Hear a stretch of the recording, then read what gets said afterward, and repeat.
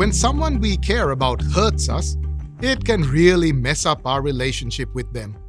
We need the wrong to be acknowledged and dealt with, or it can fester and ultimately drive a wedge between us.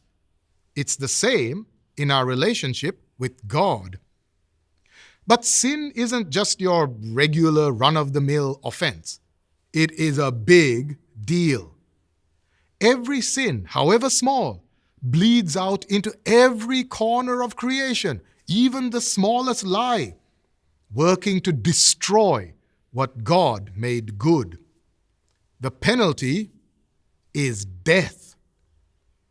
God could have wiped us all out and been done with it, which he was tempted to do that one time.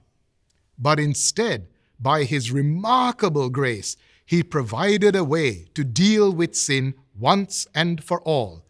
His own Son, Jesus, he would be the final sacrifice, washing away our sin and restoring our relationship with God.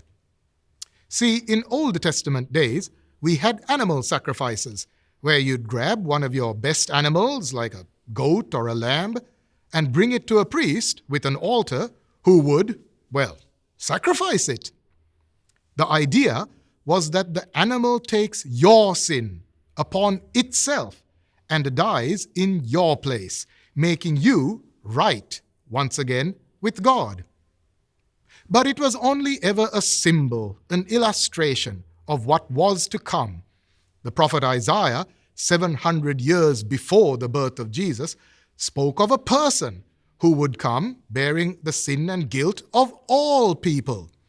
He was pierced for our transgressions. He was crushed for our iniquities. The punishment that brought us peace was on him, and by his wounds we are healed. So if Jesus really did that, provided a way back to God through his death on the cross, then how do we receive it? By placing our faith in Jesus.